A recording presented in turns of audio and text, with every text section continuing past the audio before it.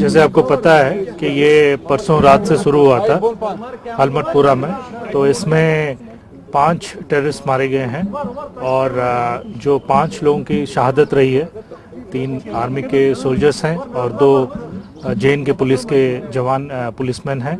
जैन के पुलिस के जवान हैं वो एक दीपक सिलेक्शन गेट कांस्टेबल थे, जो 2001 में तैनात हुए थे, और जावेद जो कुपवाड़ा के रहने वाले थे। तो इसके साथ ही ये ऑपरेशन अभी जो है कंक्लूडिंग स्टेज पे है। कुछ जगह पे सर्च अभी चल रही है, बट जहाँ तक मिलिटेंट्स का ताल्लुक है तो इसमें काफ़ी भारी तादाद में आर्म्स एमुनिशन जब्त किए गए हैं और ये सभी फॉरेन टेररिस्ट है।